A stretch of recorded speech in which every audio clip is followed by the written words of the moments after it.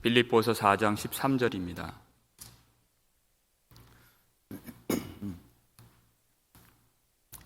빌립보서 4장 13절, 신약성경 322페이지에 있습니다. 빌립보서 4장 13절 말씀, 우리 함께 읽겠습니다. 내게 능력 주시는 자 안에서 내가 모든 것을 할 수 있느니라. 우리 함께 다시 읽겠습니다. 내게 능력 주시는 자 안에서 내가 모든 것을 할 수 있느니라. 아멘.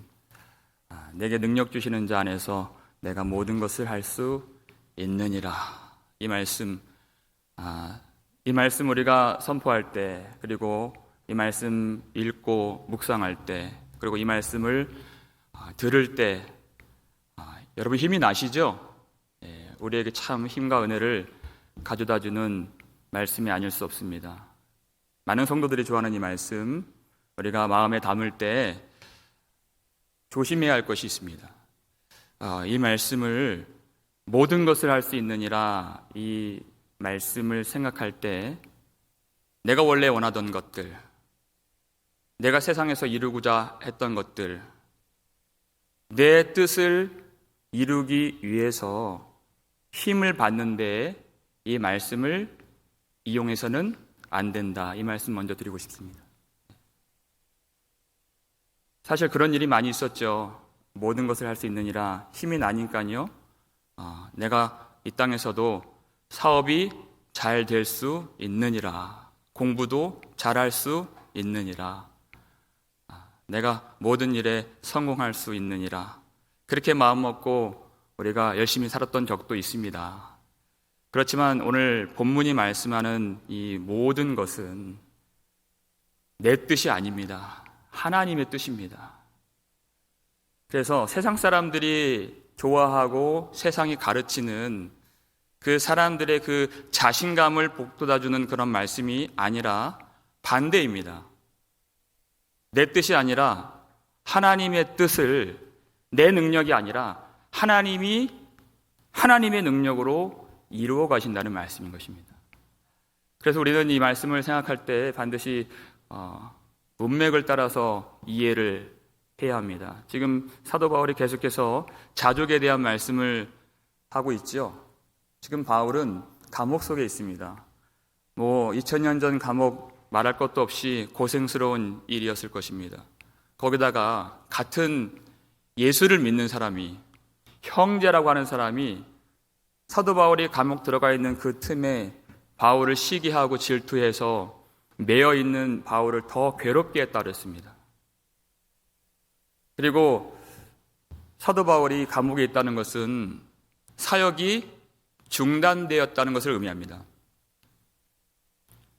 사역이 중단되면 교회는 어떻게 하나? 내가 빨리 나가야 되는데 내가 어떻게 여기에 내가 머무를 수 있을까? 자유롭게 거리에 나가서 복음을 전할 수도 없고, 성도들을 위로할 수도 없고, 교회를 개척하여 세울 수도 없는 그런 중단의 때 참 마음이 아프고 답답한 것이 사람의 마음일 것 같은데, 바울은 그렇지 않았어요. 그때 바울이 뭐라고 성도들을 위로해 주고 있습니까? 빌립보서 1장 12절 말씀이죠. 함께 읽겠습니다. 형제들아, 내가 당한 일이 도리어 복음 전파의 진전이 된 줄을 너희가 알기를 원하노라 그랬어요. 지금 이 매여 있는 일이 사람의 상식을 뛰어넘고, 그 사람의 생각을 뛰어넘고, 오히려 복음 전파의 진보를 이루고 복음이 더 확장되는 일인 것을 여러분 반드시 아셔야 됩니다. 이렇게 가르쳐주고 있는 것입니다. 왜냐하면 자신은 매였지만 복음은 매이지 않는다는 것입니다. 자신은 일하지 못하지만 하나님은 매이지 아니하시는 하나님 되신다 하는 것입니다. 지금 요 사이에 우리가 얼마나 마음이 답답한 일이 많이 있습니까? 이렇게 주일 오전 11시 가득 이 전이 차야 했을 이 자리에, 또 새벽마다 그 많은 성도들이 기도했던 이 자리에서 적막한 모습을 보고서 참 가슴 답답하고 어찌할 바를 몰랐을 때가 많이 있었습니다. 많은 사람들이 코로나 바이러스 이후의 교회를 분석할 때 교회의 50%가 없어질 것이다. 대형 교회는 무너질 것이다. 소형 교회는 없어질 것이다. 많은 사람들이 믿음을 버리는 때가 올 것이다. 좋게 분석하는 사람들이 한 명도 없어요. 그런 이야기들을 들을 때 참 마음이 답답하죠. 그런데 그것이 실제 이루어질지 아닐지는 우린 모릅니다만 오늘 말씀이 주신 이 진리는 우리가 붙들어야 된다는 것입니다. 우리가 매여 있지만, 우리가 어쩔 수 없이 못하는 일이 있지만 하나님은 매이지 아니하시고 복음은 매이지 아니하고, 우리가 잠들고 우리가 낙심하고 우리가 쓰러질 때가 있지만 하나님은 졸지도 아니하시고 주무시지도 아니하시는 하나님, 그렇게 교회를 항상 주야로 지켜주시는 우리 하나님이 우리 아버지가 되신다는 사실을 형제들이 알기를 원했다는 것입니다. 그러니까 이 감옥에서 곧 재판이 와서 사형을 당할지 모르는 그런 어려운 중에도 바울이 참 평강을 누리고 있는 것이에요. 참 하늘의 평강을. 왜냐하면 이 교회는 주님의 교회이기 때문에 그 평강이 오는 것입니다. 예수님 말씀하셨잖아요. 내가 이 반석 위에 내 교회를 세우리니 그랬어요. 바울이 수고했지만 바울의 교회가 아닙니다. 바울이 옥에 갇혀서 망하고, 바울이 병들어서 그 교회가 무너지고, 바울이 죽어서 성도들이 흩어진다면 그것은 바울의 교회지 예수님의 교회가 아닙니다. 근데 주님은 내 교회를 세우리니 하셨어요. 주님의 능력으로 주님이 교회를 세우셨습니다. 바울이 교회를 세웠다면 음부의 권세가 이기겠죠. 하지만 예수님의 능력으로 교회를 세우실 때에는 음부의 권세가 이기지 못하리라. 우리가 그것을 믿기 때문에 평안할 수 있는 것입니다. 여러분, 우리가 이 가운데에서 반드시 하나님의 뜻이 무엇인가 그래서 알아야 됩니다. 그리고 하나님의 뜻 가운데에서 믿음으로 살아야 하는데, 그 믿음으로 살아야 할 때 필요한 것이 바로 능력입니다. 능력이 없으면 이런 믿음을 누릴 수가 없어요. 믿음으로 살 수가 없어요. 여러분, 믿음으로 산다는 것이 무엇입니까? 한국 기독교가 한때는 믿음으로 살면, 예수 믿으면 풍성해지는 줄 알았습니다. 그런데 우리가 지난주 말씀 통해서 주님 가르쳐 주셨죠? 믿음의 삶이란 비천에 처할 줄도 아는 것이에요. 하나님이 우리 인생을 인도해 주실 때 그 인생이 비천에 처해질 수도 있습니다. 근데 그때에도 우리가 하나님께서 주신 그 자녀의 권세, 하나님께서 주신 하늘의 기쁨, 하나님이 주시는 그 하늘의 영광을 잃어버리지 않는다는 것입니다. 비천에 처할 줄 알아요. 그리고 또 풍부에도 처할 줄 압니다. 여러분, 풍부에 처할 때 믿음 지키기 더 어려운 것 아시죠? 그때에도 믿음이 있어야 합니다. 사람들이 병들고 어려울 때는 하나님을 찾다가 좀 살만해지면 하나님을 찾지 않는 일도 많이 봤습니다. 예배도 제대로 드리지 않는 모습 봤습니다. 하나님은 신명기 8장에서 그렇게 이스라엘 백성들이 그렇게 되리라 주님이 염려하셨어요.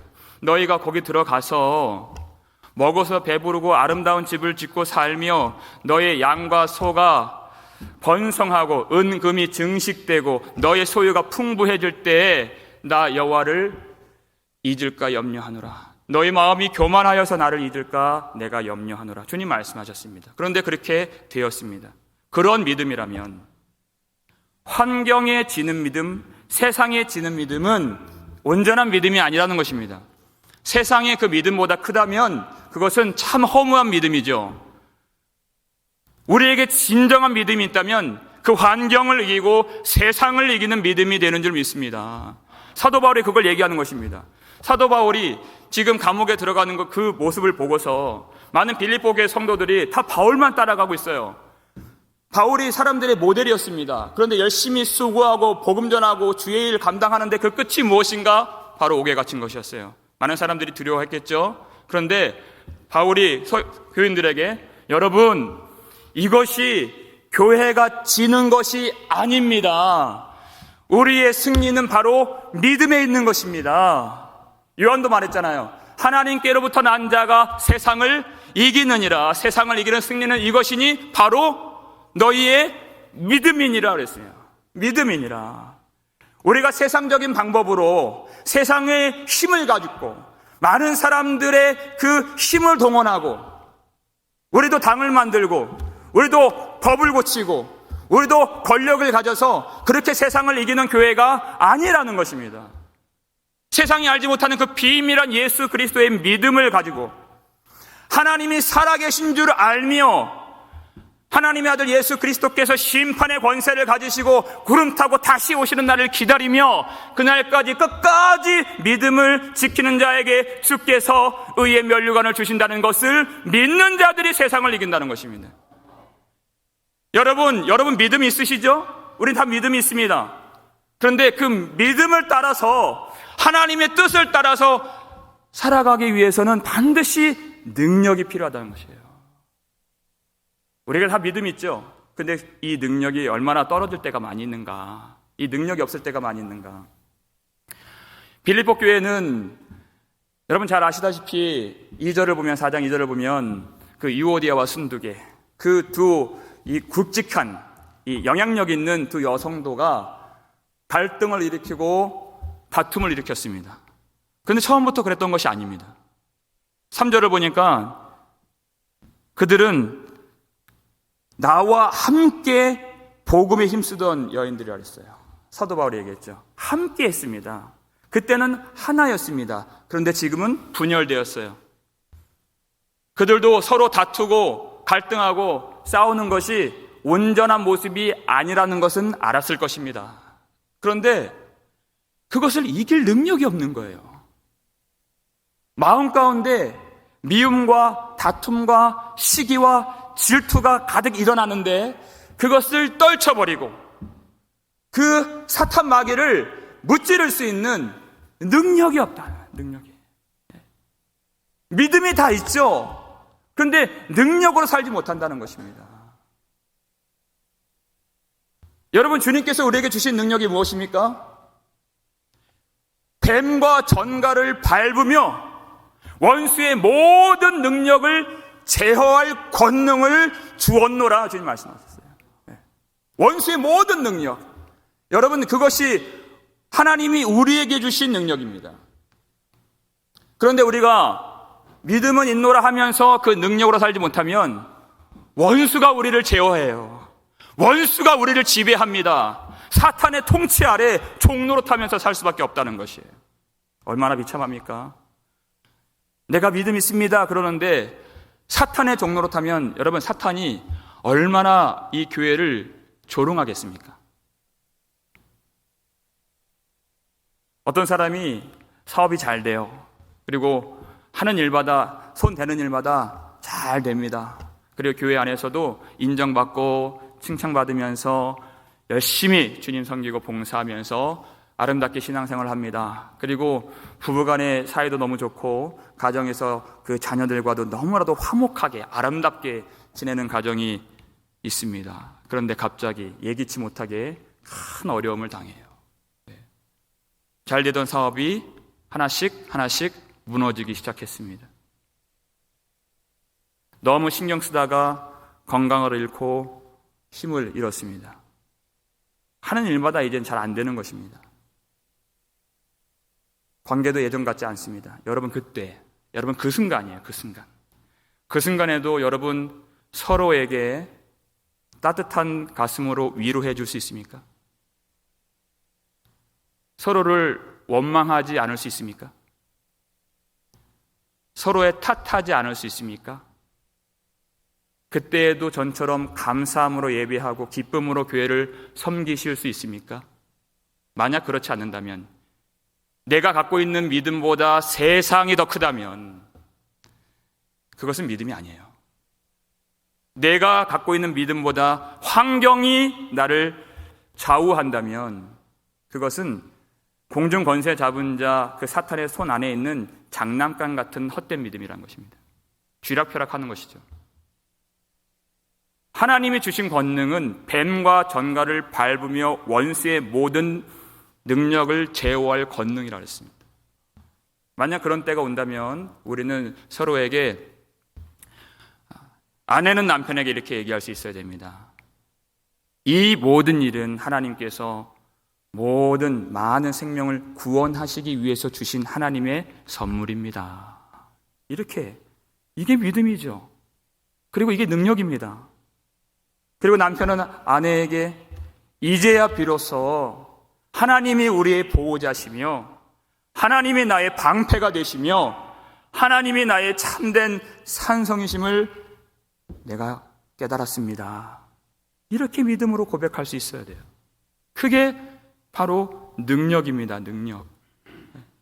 여러분, 우리가 능력 없이 살 때가 많이 있습니다. 그래서 주님께서 우리에게 어떻게 하면 그 능력을 받을 수 있는가? 어떻게 믿음의 능력을 충만하게 누리면서 살 수 있는가를 가르쳐 주신 본문이 있습니다. 예수님께서 그 3명의 제자들을 데리시고 높은 산에 올라가셔서 그것을 변화산 체험이라고 하죠. 밝은 광채 그 형상을 보여주신 다음에 내려오시니까 사람들이 그 마을에서 북적북적 들썩들썩 난리가 났어요. 그때 한 남자가 나와요.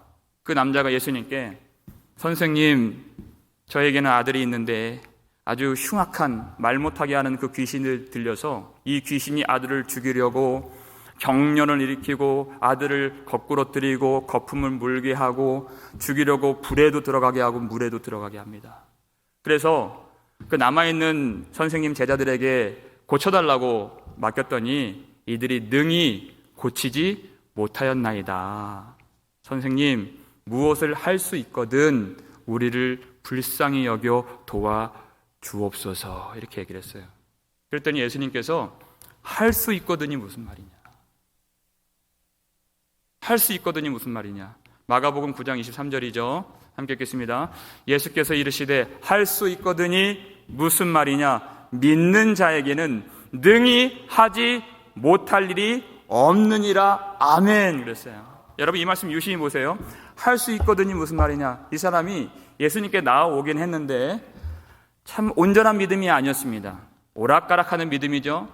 왜냐하면 예수님의 제자들이 그걸 하지 못했기 때문에 예수님도 그것을 할 수 있을까 못할까, 그것이 믿어지지 않는 거예요. 나오기는 했지만, 그런데 그렇다면 너는 나를 왜 믿지 못하느냐, 할 수 있거든이 무슨 말이냐, 내가 할 수 있느냐, 이렇게 나와야지 좀 문맥이 좀 자연스럽거든요. 근데 유심히 보면요, 믿는 자에게는 능히 하지 못할 일이 없는 일, 이렇게 말씀하신 거예요. 그게 무슨 말이냐, 내가 할 수 있느니라. 주님 그렇게 말씀하시지 않고 믿는 자에게는 능히 하지 못할 일이 없느니라. 능치 못하실 일 없는 예수님의 능력을 믿는 자에게 주신다는 것입니다. 믿는 자가 주님이 갖고 계신 그 권능을, 사탄의 모든 능력을 제어할 그 권능을 받아서 능력 있게 누리며 살 수 있느니라. 그 말씀이에요.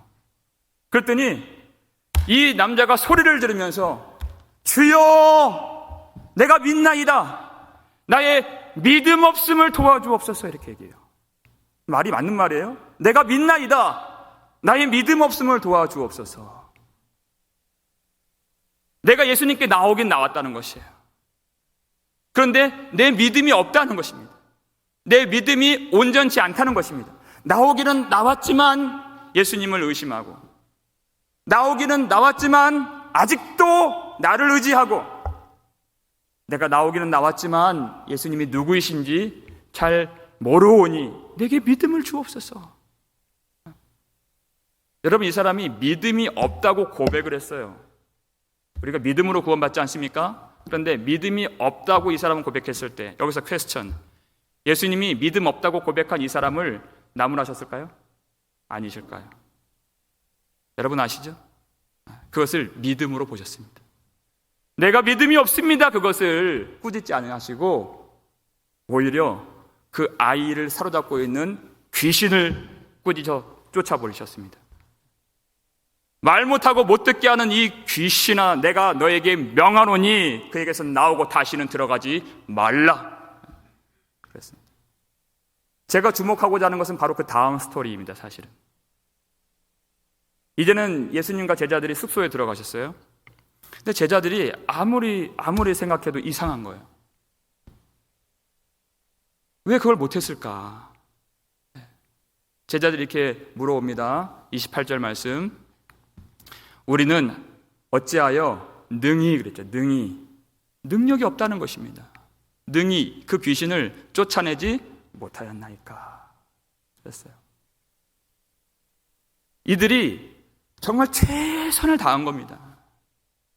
온갖 몸부림을 치면서 이 귀신 쫓아내려고 그렇게 애를 쓰고 힘을 썼는데 안 된다는 것이에요.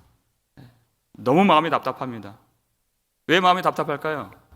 그들은 예전에 능력 있게 복음 전하고 능력 있게 병자들을 고치고 귀신을 쫓아냈었던 사람들이었어요. 그러니까 답답한 거예요. 그때는 됐는데, 그때는 성공했는데 왜 주님 지금은 안 되는 것입니까? 여러분 한번 상상을 한번 해보세요. 주님이 권능을 주셔서 내가 귀신을 쫓아냈습니다. 여러분 그러면 그날 밤 여러분 마음이 어떠실까요? 내가 병자를 고쳤어요. 여러분 그때 마음이 어떠실까요? 그때 주님이 하신 말씀이 있습니다. 누가복음 10장 20절 말씀. 함께 읽겠습니다. 그러나 귀신들이 너희에게 항복하는 것으로 기뻐하지 말고 너희 이름이 하늘에 기록된 것으로 기뻐하라 하시니라 그랬어요. 무슨 말이냐면 이들이 얼마나 의기양양했는가. 내가 해냈다는 것입니다. 내가 할 수 있다는 것이에요. 그 능력이 처음부터 내 것인 양 이 어깨에 힘이 들어가고 자신감이 생긴 거예요. 마음이 교만해진 것입니다. 그래서 주님이 이 말씀하신 거예요.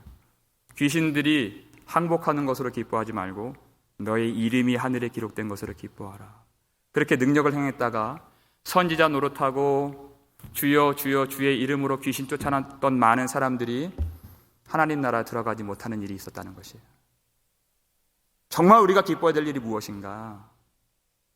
왜 주여 주여 하는 자들이 다 들어가지 못합니까? 그렇게 어느 순간 그것이 내 능력인 줄 알고 나 자신을 바라본다는 것이에요. 어느 순간 자신감이 생기고 예전에도 했었기 때문에 그렇게 되는 줄 알고 주님을 끝까지 바라보질 않고 자기를 의지하는 사람들이 된다는 것입니다. 마음이 교만해진다는 것이에요. 그래서 주님께서 이렇게 말씀하셨습니다. 그렇게 되지 않도록 끝까지 주님을 바라보면서 주님이 주시는 그 능력으로 살 수 있도록 주신 말씀이죠.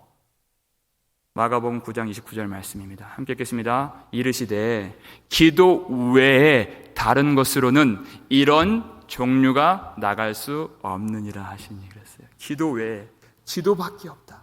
기도밖에 없다. 끝까지 자신의 능력이라고 생각하지 말고 헛된 허영심이나 헛된 자신감 갖지 말고 그것 때문에 의기양양하지 말고 오로지 기도하면서 주님을 의지하고 주님을 바라보는 것 외에는 이런 종류가 나갈 수 없느니라. 주님 말씀하신 것이에요. 사람들이 왜 넘어집니까? 어느 순간 사람들이 그렇게 높이고 인정하고 또 사람들이 박수도 쳐주고 그런 순간에 점점 마음이 낮아져야 할 마음이 높아진다는 것이에요. 어디까지 높아집니까? 주님의 자리까지 내가 높아진다는 것이에요. 주님이 주신 능력인데 주님을 바라보질 않고 그리고 수많은 사람들이 이 구원이라고 하는 것을 따놓은 당상처럼 여기고 바울이 말하는 이 복음 표대를 향해서 달려가노라. 끝까지 주님 바라보면서 나아가는 그 믿음의 삶을 살지 않다는 것이에요. 복음을 잘 모르고 믿음이 무엇인지 잘 모르고 중간에 자기 교만함으로 의기양양하게 자신감 갖고 넘어지는 그런 삶이 되지 않도록 기도 외에는 이런 유가 나갈 수 없느니라 그랬어요. 여러분 기도라는 것이 무엇입니까? 하나님이 어떻게 우리에게 능력을 주십니까?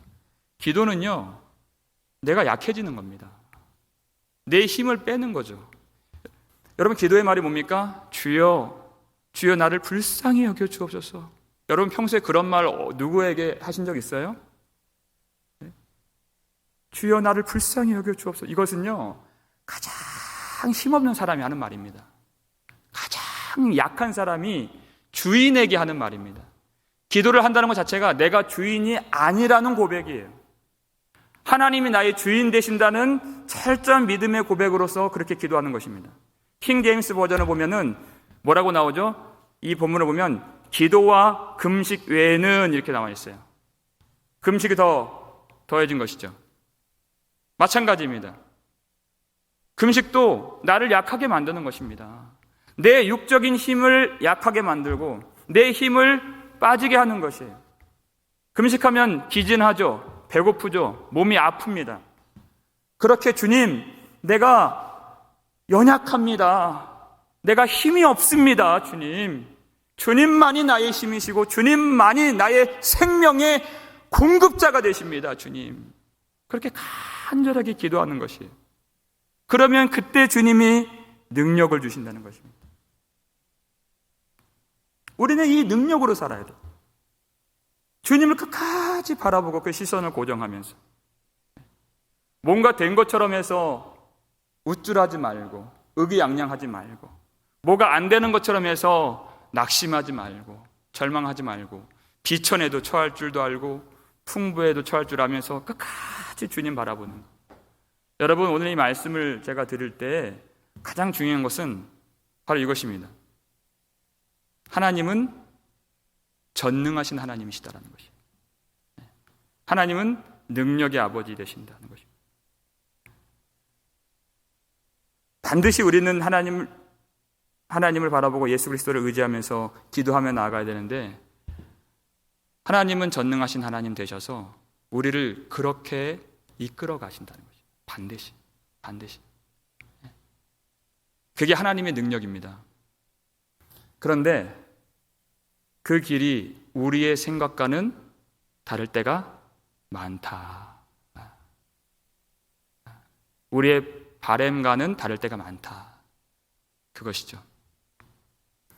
17세기 초반에 유럽에서 대대적인 전쟁이 일어났습니다. 이 캐톨릭 신자들과 개신교 신자들이 벌인 이 전쟁, 일명 30년 전쟁이라고 하죠. 이 전쟁에서 개신교 신자들이 패배했습니다. 그때 독일에서만 전쟁 전에 인구가 1600만 명이었는데 전쟁으로 1000만 명이 죽었습니다. 600만 명이 남았습니다. 그때 그 폐허가 된 그 도시들, 그 마을들에 흑사병이 돌았습니다. 그러니까 살아있는 자들도 살 소망이 없는 때예요. 나라가 무너지고 기독교가 무너지는 것처럼 보이는 그때 벤자민 슈몰크라고 하는 목사님이 살 소망이 끊어지고 그 전쟁의 폐허 속에서 질병의 고통 가운데 그리고 두려움 가운데 빛도 없이 살아가는 사람들을 위로하고 말씀으로 세우는 그 사역을 아주 열심히 감당하고 계셨습니다. 하루는 그 아내와 함께 멀리 있는 지역에 말씀을 전하고 또 성도들을 세우기 위해서 다녀오다가 집 쪽에서 불길이 일어나는 것을 봐요. 놀란 마음에 뛰어가 봅니다. 자기 집이 거의 다 전소가 되고 이곳저곳 불꽃이 남아있는 것을 봅니다. 머릿속에 하얘지죠. 두 아들이 머릿속에서 스쳐 지나갑니다. 반드시 살아있어야 될 텐데, 제발 살아있어야 될 텐데 하면서 정신없이 그 두 아들을 찾다가 어느 장소에서 그 두 아들이 이미 서로를 부둥켜 안고 다 불에 타버린, 주검이 돼버린 그 모습을 발견하게 됩니다. 하나님 앞에서 하나님, 이게 어떻게 된 일입니까? 주의 일을 하고 있지 않았습니까, 주님? 내가 신방을 가지 않았더라면 이 아이들이 죽지 않았을 텐데 내가 주님을 섬기면서 이렇게 하는 동안에 주님 어떻게 이렇게 하실 수가 있습니까? 큰 원망이 나왔습니다. 그때 울며 불며 그렇게 원망하던 그 목사님에게 떠오른 장면이 하나 있어요. 바로 예수님께서 십자가 사명을 앞에 두고 겟세마네 동산에서 기도하셨던 그 장면입니다. 마가복음 14장 36절 말씀인데요. 예수님께서 이렇게 기도하셨습니다. 아빠 아버지요. 아빠 아버지요. 아버지께는 모든 것이 가능하오니 그렇게 했습니다. 아버지께는 모든 것이 가능하오니 이 잔을 내게서 옮기시옵소서. 그러나 나의 원대로 하지 마옵시고 아버지의 원대로 하옵소서. 이 기도 장면, 그 예수님의 그 십자가 앞에서의 기도와 그리고 장차 십자가를 지시는 그 모습들이 떠올려지면서 더 이상 주님께 원망할 수 없었다고 그는 고백을 합니다. 그때 하나님이 기도를 터뜨려 주셨는데 집이 다 불탔습니다. 그리고 두 아들이 죽었어요. 그때 여러분 어떤 기도가 나올까요? 내 자료에 의하면 이 목사님이 하나님 저를 용서하여 주옵소서. 아버지 저는 죄인입니다. 용서해 주옵소서. 힘들고 어려운 사람들을 돌보고 약자들을 섬기면서 저 자신이 의로운 줄 알았습니다. 주님 용서해 주옵소서. 이제부터는 모든 일을 하나님의 뜻대로 행하시옵소서. 내 주의 뜻대로만 행하여 주시옵소서. 이 회개의 기도가 나왔다는 것이 정말 놀랍습니다. 감사의 기도도 아니에요. 회개의 기도. 한 번도 해본 적이 없는 기도였어요. 많은 사람들을 자신이 살리는 줄 알았습니다.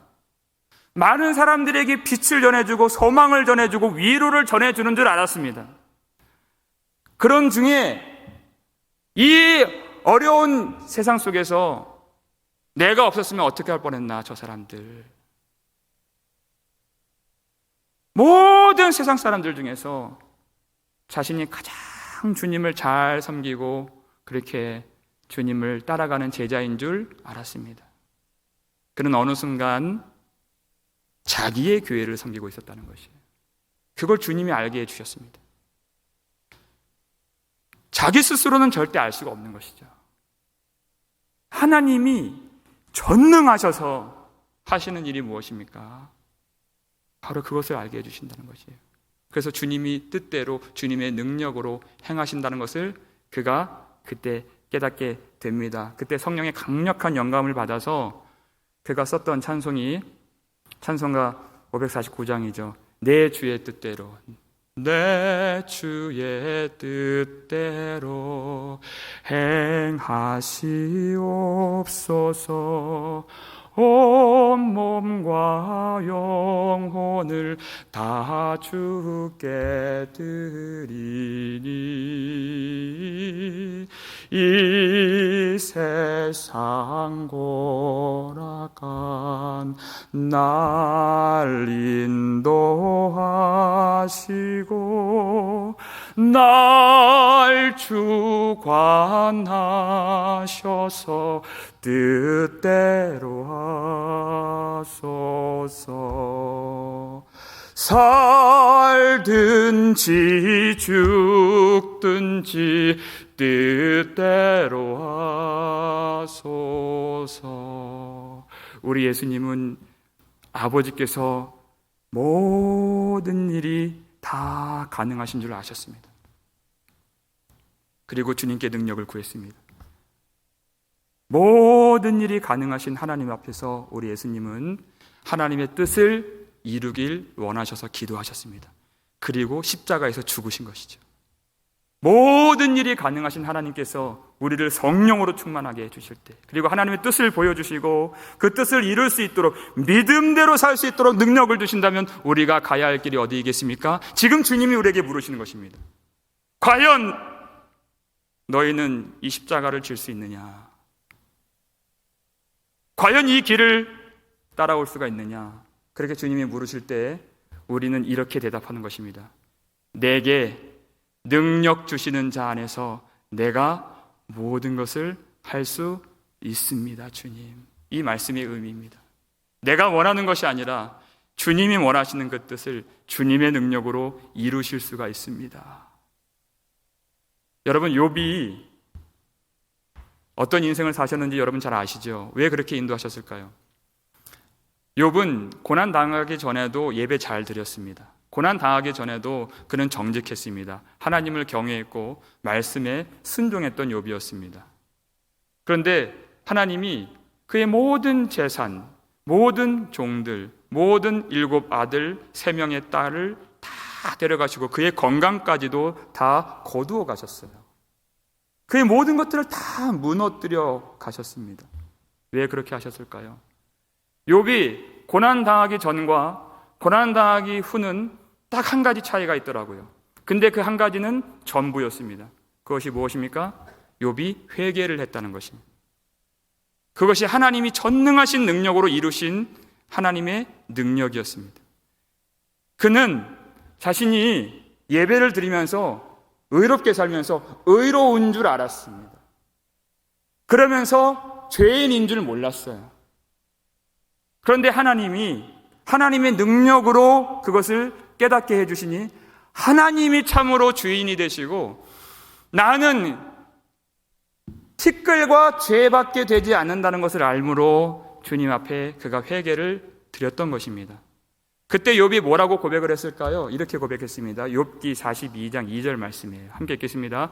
주께서는 못하실 일이 없사오며 무슨 계획이든지 못 이루실 것이 없는 줄 아오니.